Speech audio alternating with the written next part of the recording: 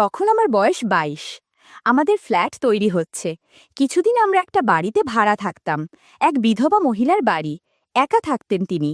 আমাকে খুব ভালোবাসতেন আর বিশ্বাস করতেন। আমার ধারণা আমি দেখতে খুব একটা ভালো না, কিন্তু মেয়েরা বলে আমি নাকি হ্যান্ডসাম। জানি না তারা কি দেখে আমার ভিতর। আমি বাড়িওয়ালিকে মাসিমা ডাকতাম। একদিন আমাকে ডেকে বলল, তমাল, আমার এক বোন থাকে মুর্শিদাবাদে, অনেকদিন তার কাছে যাই না, আমাকে একটু নিয়ে যাবে বাবা? বললাম, যাব মাসিমা। রওনা হলাম তাকে নিয়ে মুর্শিদাবাদ। ট্রেন থেকে নেমে থামলাম লালবাগ মাসিমার বোনের বাড়ি। মাসিমার বোনও বিধবা, তার ২ মেয়ে আছে। কেয়ার বয়স ২০ বছর আর জুথি ১৮ বছরের। মাসিমাকে পেয়ে সবাই খুব খুশি। তার বোন তো বকবক করেই চলেছে। কেয়া আর জুথিও কথা বলছে, কিন্তু আর চোখে আমাকে দেখছে। মাসিমা আলাপ করিয়ে দিল, এর নাম কিংসুক, ডাকনাম তমাল। শুনতে পেলাম জুথি বলছে, তমাল না, মাল। কেয়া কথাটা শুনে মুচকি হেসে জুথিকে বলল, চেঙ্গিস খান। মুখে বলল, হাই তমালদা, ভিতরে আসুন। এইভাবে প্রথম আলাপ শেষ হলো। দুপুরে খাওয়া দাওয়া শেষ হলো। বাড়িটা দোতলা। মাসিমার আর্থ্রাইটিস, তাই নিচে থাকেন। ২ মেয়ে ওপরের ২ ঘরে থাকে।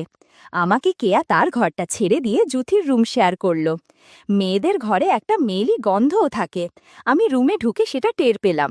কেমন জানি অনুভূতি হলো।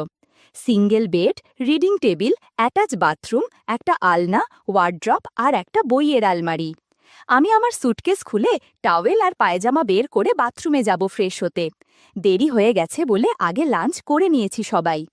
এমন সময় কেয়া এসে বলল, আপনারা আসবেন আগে জানতাম না, তাই রুমটা ফাঁকা করতে পারিনি, একটু মানিয়ে নেবেন। বললাম, না না, আমার কোনো অসুবিধা হবে না। সন্ধেবেলা জুথি এসে বলল, চলুন তমালদা, বেরিয়ে আসি। হাঁটতে হাঁটতে হাজারদুয়ারির দিকে গেলাম ২ বোনের সঙ্গে। কেয়া বাঁ পাশে আর জুথি আমার ডান দিকে হাঁটছে। একটু পরে একটা ফাঁকা জায়গা এলো। জায়গাটা অন্ধকার, আবছা আলো রয়েছে। অন্ধকারের সুযোগে জুথি আমার ডান হাতটা ধরল। আমার অস্বস্তি বোধ হওয়ায় ও টের পেলেও তবুও হাত ছাড়ল না। কেয়া বলল, তমালদার গার্লফ্রেন্ড কটা? বললাম, নেই। শুনে ২ বোনই হেসে উঠল। বলল, বিশ্বাস করি না। এই রকম কথা বলতে বলতে হেঁটে চলেছি। কিছুক্ষণ ঘুরে বাড়ি ফিরলাম। নিচে বসে সবাই চা খাচ্ছি। কেয়া বলল, আমি ফ্রেশ হয়ে আসি, বলে চলে গেল। আমরা গল্প করতে থাকলাম।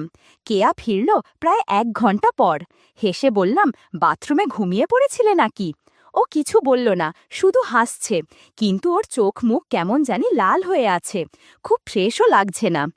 আরও কিছুক্ষণ গল্প করার পর আমি উঠলাম রুমে গিয়ে ফ্রেশ হব বলে। রুমে ঢুকে একটা মেয়েলি গন্ধও পেলাম। বুঝলাম ফ্রেশ হতে কেয়া এই ঘরেই এসেছিল। বাথরুমে ঢুকে বুঝলাম কথাটা সত্যি। সালবার কামাইজ আর পাশে ছোট পোশাক ঝুলছে। খুব অবাক হলাম, এগুলো তো ধুয়ে রাখার কথা, আর না হলে ও এখানে রাখবে কেন? নিজেকে সামলাতে পারলাম না, কাপড়গুলোতে পর্যবেক্ষণ করতে লাগলাম। দারুণ একটা সুগন্ধ আছে। হঠাৎ কে যেন দরজায় নক করল। এবার কি আপনিও ঘুমিয়ে পড়লেন নাকি? জুথির গলা। বলল, দিদি ওর কাপড় ফেলে গেছে, আমাকে নিতে পাঠিয়েছে। বললাম, আসছি, দাঁড়াও। তাড়াহুড়ো করে ফ্রেশ হয়ে বাইরে এলাম। দেখি জুথি দাঁড়িয়ে আছে। বেরোতে বলল, কি করছিলেন এতক্ষণ? কাকে ভেবে আদর করছিলেন? কান বরম হয়ে গেল। বললাম, ধুর, কি যে বলো। ও কিছু না বলে কাপড়গুলো নিয়ে চলে গেল। এমন সময় কেয়ার গলা পেলাম। বলল, জুথি, তমালদাকে নিয়ে খেতে আয়, ডিনার রেডি। জুথি চমকে উঠে কাপড় ঠিক করে নিল। মুচকি হেসে বলল, ডাকাত। আমার শুকনো মুখ দেখে বলল, আছেন তো কিছুদিন, সব খাওয়াবো, এখন খেতে চলুন। আমি চোখে মুখে জল দিয়ে খেতে গেলাম নিচে। মাসিমার বোন বলল, কোনো অসুবিধা হচ্ছে না তো বাবা? তোমার মেসমশাই মারা যাওয়ার পর ২ মেয়েকে নিয়ে থাকি, যত্ন আত্তি করতে পারি না। ডাল ভাত পেট ভরে খেও বাবা। মুখে বললাম, না না মাসিমা, কি বলছেন এসব? আপনি এসব নিয়ে ভাববেন মা। খাওয়ার পর হাত ধুচ্ছি। জুথি এলো হাত ধুতে। ফিসফিস করে বলল, ছাদে যান, আমি আসছি। আমি হাত ধুয়ে রুমে এসে সিগার নিয়ে ছাদে এসে ধরলাম। মিনিট ১৫ পর জুথি এলো। জুথি বলল, শুনুন, এখন হবে না, রাত এসো, দরজা খোলা রাখবেন, আমি আসব। আমি বললাম, আচ্ছা, আর জুথি মুচকি হেসে চলে গেল। এরপর আমিও কিছুক্ষণ পর ছাদ থেকে নেমে রুমে গেলাম। এতক্ষণে রুমটা ভালো করে দেখার সুযোগ পেলাম। ঘুরে ঘুরে সব দেখলাম। হঠাৎ দেখি বইয়ের আলমারি তার একটা পাল্লা একটু খোলা। প্রথম যখন দেখেছিলাম তখন বন্ধ ছিল মনে আছে, কেউ এটা পরে খুলেছে। অনেক ম্যাগাজিন আছে, আর এক পাশে ছোট ছোট পঞ্জিকা সাইজের অনেক বই। একটা বই নিয়ে খুললাম, নিজের চোখকে বিশ্বাস করতে পারছি না, সবগুলো গল্পের বই। ওরা এগুলো পড়ে ভাবতেই অবাক হয়ে গেলাম। ভাগ্যকে আর একবার ধন্যবাদ দিলাম, ট্যুরটা জমবে ভালোই। বন্ধুরা, তোমরা নিশ্চয়ই বুঝতে পেরেছ কেমন বই। আমি ওপরের একটা গল্পের বই নিয়ে পড়তে শুরু করলাম। গল্প পড়তে পড়তে কিছু কাজও সেরে নিলাম। তারপর জুথির জন্য অপেক্ষা করতে লাগলাম। দরজা হালকা খোলা ছিল, আর লাইট অফ করে চুপ অপেক্ষা করছিলাম। কখন ঘুমিয়ে গেছি মনে নেই। হঠাৎ কিছু একটা হাওয়াতে ঘুম ভেঙে গেল। চোখ খুলে দেখি জুথি এসে কিছু করতে চাইছে। আমি একটু অস্বস্তিতে পড়ে গেলাম। বন্ধুরা, ইউটিউবের কড়া নিয়মের কারণে স্বপ্নে যা দেখেছি তা সরাসরি বলা যাচ্ছে না। তোমরা কমেন্টে দেয়া লিংক থেকে আমার ওয়েবসাইট ভিজিট করো, সেখানে একদম খোলামেলা গল্প দেয়া আছে। সারা রাত কাজ করে সকলে ঘুম ভাঙতে দেরি হলো। 9:30টায় জুথির ডাকে ঘুম ভাঙল। আয় তমালদা, উঠুন, আর কত ঘুমাবেন, দুপুর হয়ে গেল তো। উঠে বসলাম বিছানায়, দেখি জুথি চা আর বিস্কুট নিয়ে এসেছে। আমি ওর হাত থেকে চা নিলাম, সাইড টেবিলে রেখে বাথরুমে গেলাম মুখে চোখে জল দিতে। ফিরে এসে চায়ে চুমুক দিলাম, বললাম, থ্যাঙ্কস জুথি, চাটা খুব দরকার ছিল। জুথি বলল, আজ সারা দিন বাড়িতে কেউ থাকবে না, শুধু আপনি আর আমি। আপনি যা হুকুম করবেন সব করব। আমি চমকে উঠলাম, বাড়িতে কেউ থাকবে না মানে? জুথি বলল, দিদি কলেজ গেছে, ওখান থেকে বন্ধুর জন্মদিনে যাবে, ফিরতে ফিরতে রাত 10টা। মা আর মাসি একটু পরে বহরমপুর যাবে, ছোট মামার বাড়ি, 2 দিন পর ফিরবে। আপনাকেও নিয়ে যেতে চেয়েছিল। আমি বললাম, তমালদা থাক না, ওখানে ও কি করবে? এখানে থাকলে আমাদের পাহারাও দিতে পারবে, মুর্শিদাবাদটাও ঘুরে দেখতে পারবে, তোমরাও নিশ্চিন্তে কদিন ঘুরতে পারবে। তাই রাজি হলো। আমি বললাম, শিয়ালকে মুরগি পাহারায় রেখে যাচ্ছেন? জুথি আর আমি দুজনে হেসে উঠলাম। জুথি বলল, যান, ফ্রেশ হয়ে নিন, ওরা এখনই বেরোবে, ড্রাইভার এসে গেছে। আমি ওকে বলে বাথরুমে ঢুকলাম। 10:30 নাগাদ মাসিমারা রওনা হলো। আমাকে বলে গেল, তোমার ভরসায় রেখে গেলাম ওদের, সাবধানে থেকো। বললাম, চিন্তা করবেন না মাসিমা, নিশ্চিন্তে ঘুরে আসুন, আমি দুজনেরই খেয়াল রাখব। গাড়িটা চলে যেতেই জুথি দরজা বন্ধ করল। সাথে সাথেই কিছু ঘটনা ঘটল। ঘণ্টাখানেক পর দুপুর হয়ে গেছে।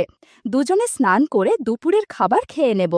সকাল থেকে লাঞ্চ পর্যন্ত 3 কিস্তিতে কাজ করেছি আমরা। এত কাজ করে দুজনে একটু ক্লান্ত হয়ে পড়েছিলাম। তাই লাঞ্চের পর কেয়া ঘরে, মানে যে ঘরে আমার থাকার ব্যবস্থা হয়েছে, সেখানে দুজনে গল্প করছিলাম। কেয়া ফিরতে এখনো অনেক দেরি, কেবলমাত্র 4টে বাজে। কেয়া ফিরবে 10টা নাগাদ। বললাম, একটা কথা জিজ্ঞাসা করব জুথি, রাগ করবে না তো? জুথি বলল, করো, রাগ করব না। বললাম, কতজনের সাথে সময় কাটিয়েছ আমার আগে? জুথি বলল, এটা কি বলবেই হবে? আমি বললাম, না না, তোমার ইচ্ছা হলে নাও বলতে পারো, তবে আমাকে বললে কোনো ক্ষতি নেই। একটু চুপ করে থেকে জুথি বলল, তোমার আগে 4 জনের সাথে সময় কাটিয়েছি। প্রথম সময় কাটিয়েছি আমার প্রাইভেট টিউটরের সাথে, আমাদের বাড়িতে পড়াতে আসত সে। তারপর দ্বিতীয়বার সময় কাটিয়েছি আমার এক জামাইবাবুর সাথে, তাদের বাড়িতে বেড়াতে গেছিলাম সামার ভ্যাকেশনে। তৃতীয়বার সময় কাটিয়েছি আমার বয়ফ্রেন্ডের সাথে। চতুর্থবার আমার কাজিন, মানে বড় জেঠুর ছেলের সাথে। পঞ্চম হলে তুমি। একটা কথা বলছি, তোমার সাথে থেকে আমার যতটা ভালো লেগেছে, অন্য কারোর সাথে থেকে ততটা ভালো লাগেনি। আমি বললাম, আর কেয়াও সম্ভবত অনেক মানুষের সাথে সময় কাটিয়েছে। জুথি বলল, ও আমার থেকে অনেক এগিয়ে আছে এই বিষয়ে। গল্প করতে করতে রাত হয়ে এলো। আমি আর জুথি ফ্রেশ হয়ে নিলাম। রাত 10টার আগেই কেয়া বাসায় চলে আসলো। ঘরে ঢুকেই আমাকে একটা ইশারা করল। বুঝতে পারলাম কাজের জন্য ডাকছে। আমিও তড়িঘড়ি পরে চলে গেলাম কেয়ার রুমে। এদিকে জুথি নিজের রুমে রেস্ট করছে। বেচারির ওপর দিয়ে অনেক ধকল গেছে। আমি কেয়ার রুমে যেতেই দেখি একটা হালকা নাইটি পরে বসে আছে। অনেক অজানা কিছু দেখা যাচ্ছিল রুমের মধ্যে। ধীরে ধীরে রুমের হাওয়া বদলাতে থাকে। এখানে ঘুরতে এসে আমার ভাগ্য বদলে যায়। একদিনে এত কিছু হয়ে যাবে কোনোদিন ভাবিনি। 40 মিনিট পর কেয়ার আম্মু আমাকে ফোন দিয়ে বলল, আমার 2 মেয়ে কি ভালো আছে বাবা? আমি বললাম, ওরা অনেক সুখে আছে মাসিমা, আপনারা চিন্তা করবেন না, অনেক যত্নে রেখেছি। আমার কথাগুলো কেয়া শুনছিল আর মুচকি হাসছিল। এভাবে ততদিন সময় কাটতে লাগল যতদিন না তারা বাড়িতে আসছে।